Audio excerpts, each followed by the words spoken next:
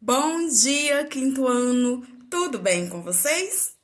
Dando continuidade ao nosso conteúdo de geografia, hoje nós vamos falar sobre os rios do Brasil, né? Olha aqui, ó, os rios do Brasil, que começa na página 296.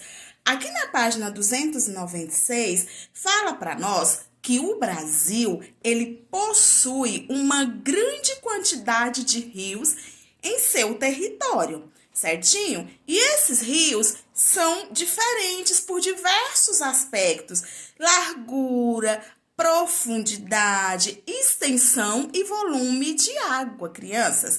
Então, ó, nesse mapa aqui da página 296, vocês podem observar os principais rios do Brasil, tá bom?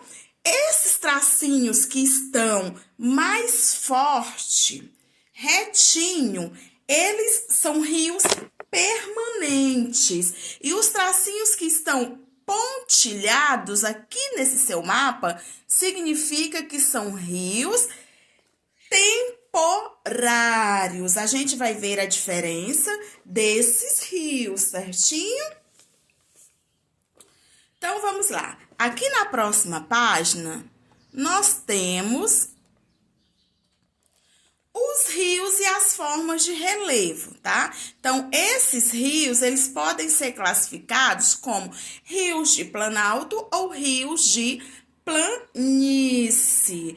O que são os rios de planalto? Os rios de planalto, eles percorrem terrenos irregulares e muitas vezes sua água flui com velocidade grande, com grande velocidade, podendo formar cachoeiras, quedas d'água, ok? Então, temos aqui, olha aqui, ó, nessa imagem aqui, o exemplo de rios de planalto. Já os rios de planície, que é este exemplo aqui, o que são rios de planície? Eles percorrem terrenos que apresentam poucos desníveis, ou seja, pouca diferença de altitude. E as águas desses rios, eles fluem mais lentamente, crianças.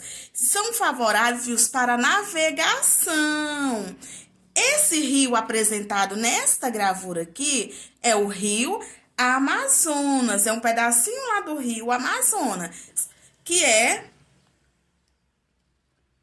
O rio Amazonas, ele é considerado um rio de planalto, tá bom, crianças?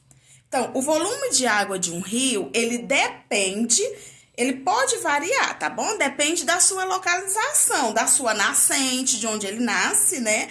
E do clima da região por onde ele passa, certinho? Por isso, eles podem ser perenes ou temporários. Aqui nesta gravura, nós temos um rio que se chama São Francisco.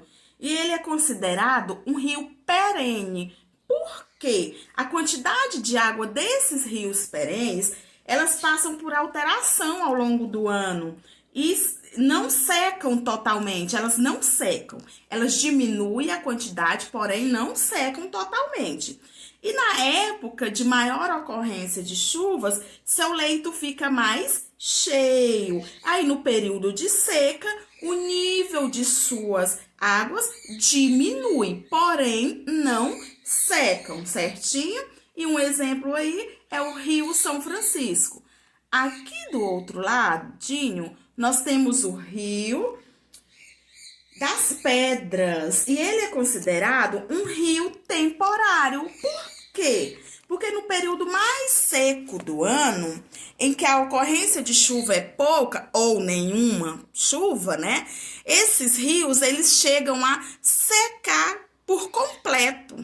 Por isso, são chamados de rios temporários, tá? Vai ter o rio uma determinada época do ano, mas nos períodos de muita seca, esse rio seca por completo.